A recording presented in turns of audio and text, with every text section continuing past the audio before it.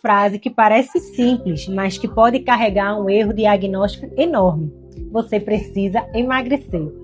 Essa frase ela é repetida para milhares de mulheres que apresentam um aumento de volume na região das pernas. Ela parece até lógica, mas nem sempre ela está correta, porque existe uma diferença profunda entre excesso metabólico de gordura e uma alteração estrutural do tecido adiposo. E essa diferença é o que separa a obesidade de um lipedema.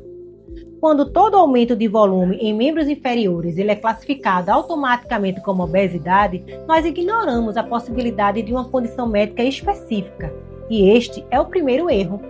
Quando vemos aumento de volume corporal, a tendência imediata é a gente pensar em excesso de gordura associada a desequilíbrio energético. Mas o corpo humano ele não é binário. Ele não funciona apenas como comeu, acumulou gordura. O tecido adiposo ele é um órgão metabolicamente ele é ativo, com função endócrina, imunológica e estrutural. E nem toda alteração do tecido adiposo se comporta da mesma forma. No lipedema, o erro diagnóstico começa quando classificamos toda alteração de volume como obesidade. E essa simplificação ignora a existência de doenças do tecido adiposo. E o lipedema é uma delas.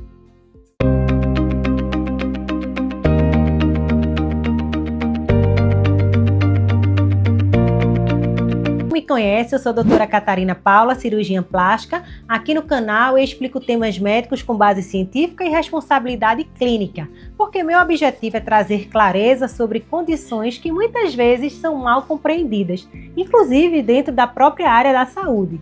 Se você valoriza esse tipo de informação segura, já curta o vídeo, se inscreve no canal e compartilhe com alguém que pode se beneficiar desse conteúdo. Agora, vamos aprofundar de forma mais técnica. Antes de diferenciar obesidade de lipedema, precisamos entender algo fundamental. O tecido adiposo não é apenas reserva energética, ele é um órgão e ele produz citocinas. Ele também produz algumas adipocinas e ele interage com todo o nosso sistema imunológico, influenciando o metabolismo sistêmico. Na obesidade comum, o aumento do tecido adiposo ocorre por hipertrofia dos adipócitos associada ao balanço energético positivo. Mas no lipedema não, o que ocorre é diferente. Então, o que é que existe no lipedema? Existe uma alteração estrutural persistente, uma desorganização da matriz extracelular, um aumento da permeabilidade capilar, uma microinflamação local crônica, alterando o retorno venoso e linfático secundário. Ou seja, não estamos falando apenas de excesso calórico, estamos falando de alteração de um tecido específico. Estudos sugerem que no lipedema há aumento de fragilidade capilar. Isso explica muita coisa, como hematomas frequentes nas pernas, sensibilidade aumentada, um edema discreto persistente. Então, existe também uma evidência de vários fatores, como a inflamação crônica de baixo grau, uma ativação de macrófagos no tecido adiposo e uma alteração da drenagem intersticial. Essa combinação toda altera o comportamento do tecido adiposo. Ele se torna mais doloroso, mais rígido e menos responsivo à perca de peso convencional. Esse é um ponto muito importante. Pacientes com lipedema eles podem emagrecer. Mas essa redução do volume nas áreas acometidas é frequentemente desproporcional. E isso acontece por quê? Porque o tecido alterado ele mantém a sua estrutura. Há uma fibrose associada, há uma microinflamação persistente e a matriz extracelular ela não regride facilmente. Portanto, insistir apenas na restrição de calorias pode gerar perca de peso global, mas não resolver a desproporção do lipedema. Isso leva a uma grande frustração. E a frustração é consequência justamente desse erro diagnóstico. O lipedema ele apresenta uma forte associação com períodos hormonais, isso é fato. Puberdade, o período da gestação, o período da menopausa. Isso sugere aquela sensibilidade do tecido adiposo ao estrogênio. Então, o estrogênio influencia. Em que situação? Na distribuição de gordura corporal, na permeabilidade vascular e na resposta inflamatória.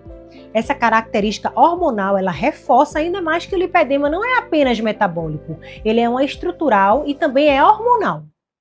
No exame clínico, observamos alguns fatores, como simetria, a poupança dos pés que não são acometidos, a sensibilidade dolorosa da região, a textura cheia de nódulos e uma progressão lenta e contínua, cronicamente.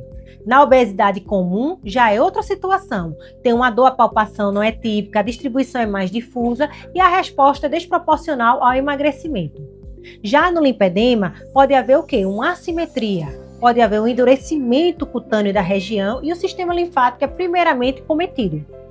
No lipedema, o sistema linfático ele pode ser afetado secundariamente, mas não é o evento inicial. O lipedema evolui em alguns estágios. O estágio 1, a pele está lisa, o tecido subcutâneo está espesso, espessado. Já no estágio 2, existe o quê? Acometimento com irregularidades e alguns nódulos que estão mais evidentes. No estágio 3, você já pode ver grandes acúmulos, deformidades mais evidentes desses nódulos. E em casos mais avançados, pode haver uma lipolinfedema. Isso mostra que não é condição estática, está sempre dinamicamente se transformando.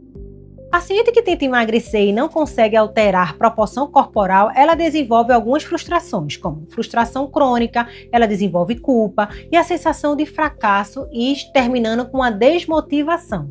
O diagnóstico correto não resolve tudo, mas alivia sim a culpa, porque finalmente existe explicação fisiológica para isso.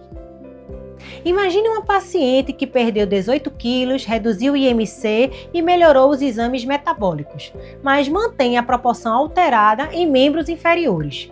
Ela intensifica aquele treino, está dedicada, o padrão persiste nas pernas. Isso não é uma falha pessoal, é o comportamento biológico distinto mesmo da patologia. O tratamento é multifatorial e envolve uma nutrição anti-inflamatória, um controle metabólico, exercícios específicos, terapia compressiva, drenagem quando indicada, avaliação do cirurgião vascular, avaliação hormonal. Então a cirurgia nesse momento pode sim ser considerada, mas ela não substitui um acompanhamento clínico multidisciplinar. A lipoaspiração no lipedema, ela já não é uma estética convencional. Ela exige algumas observações, como uma técnica cuidadosa, preservação linfática, uma indicação criteriosa e um acompanhamento contínuo. A cirurgia, ela é parte sim do tratamento, mas não é uma solução isolada. Concluímos que lipedema, ela não é uma obesidade. Confundir essas duas condições perpetua sofrimento e uma frustração. O diagnóstico correto é o primeiro passo para abordar adequadamente. E se você se identificou com esse conteúdo, compartilhe, comente suas dúvidas, curta e se inscreva no canal, porque a informação correta, ela muda decisões.